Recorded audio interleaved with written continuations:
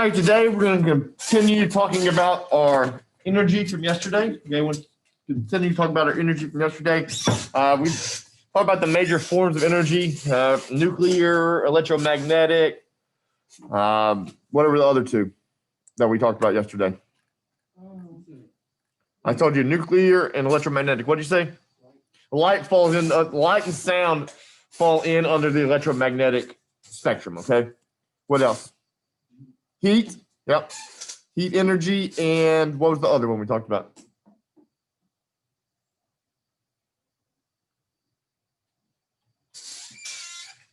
Chemical energy. Chemical energy. Okay. And nuclear energy. Today we're going to end up with our fifth one. The fifth type we're going to talk about is mechanical energy. We're going to spend a lot of time on mechanical energy comparatively.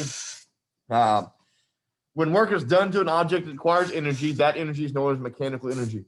When you think of mechanical energy, you should think of something that is moving, okay? It is moving or has the ability to move, okay? Like I said, that's what we're talking about when you kick a football. You give mechanical energy to make it move, okay?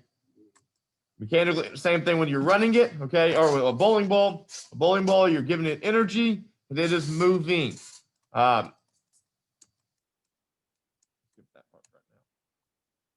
Mechanical energy is the sum of the potential and kinetic energy of a sum of potential and kinetic energy.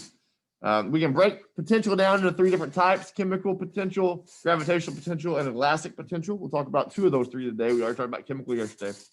And then kinetic energy is the energy of motion. That's those the two types of the two states of energy, and those two added together equal the mechanical energy. Kinetic energy is the energy of motion. Okay, kinetic energy is the energy of motion. Potential is stored energy. The energy of motion, like I said, is kinetic energy. The faster an object moves, the more kinetic energy it has. Okay, the greater the mass, the more kinetic energy it has.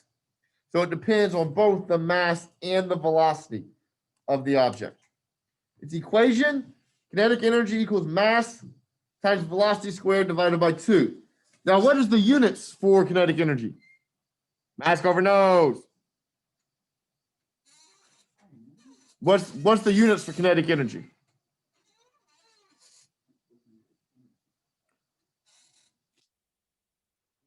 Joules. It's in energies, and we're not about food, so it would be in joules, okay? It's in joules.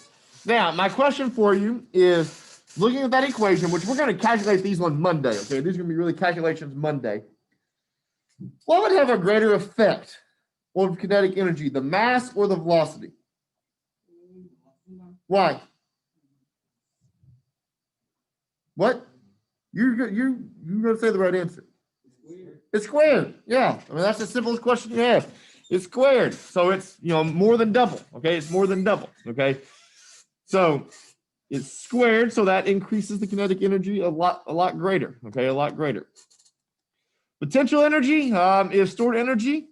It can be stored chemically in food, the nucleus of an atom, in fuels.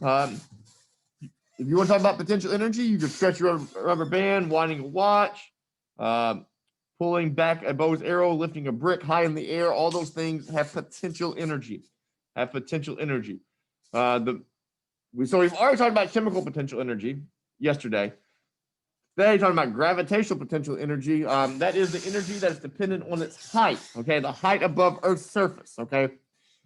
So, I have no idea what it hit. We're going to come back to gravitational potential energy here in just a second. Okay. This is the elastic potential energy, things that stretch or compress, okay? Like you've been shot with a rubber band, okay? You have elastic potential energy. What is something that you have right now that has elastic potential energy? I heard some complaints about it yesterday. Maybe not from y'all's class, but just throughout the day. Your mask. The elastic there stretches, doesn't it? And how it stays on there, whose ears are getting sore? I mean, mine get real sore when I have it down like this. But the back of my ears have started to get, in the day yesterday, were getting a little sore because it was stretched and it wasn't really stretched enough, so it was applying a force. Okay, applying a force to that. So anything that stretches or compresses would have elastic potential energy. What's probably the most common thing that's used that has elastic potential energy? One of the most common things that are, give me something else that has elastic potential energy.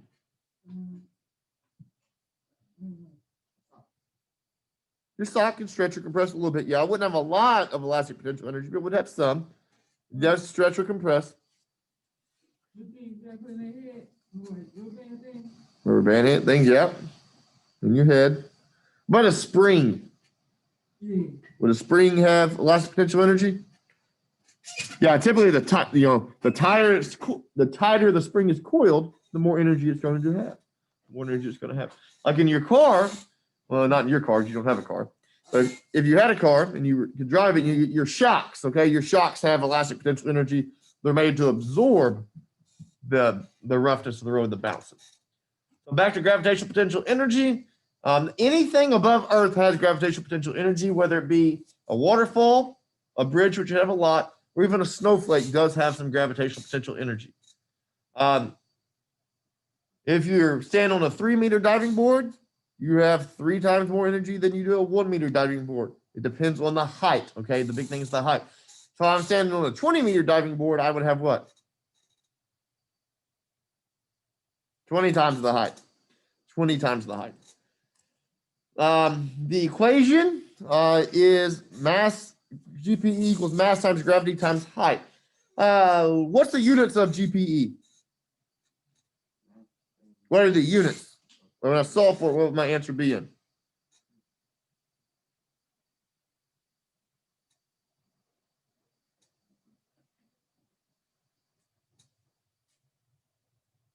What's in energy? So that's our unit of energy? Joule. It'd be in joules. So your mass should be in kilograms. Your height should be in meters. But I could write this another way. What's the value of gravity?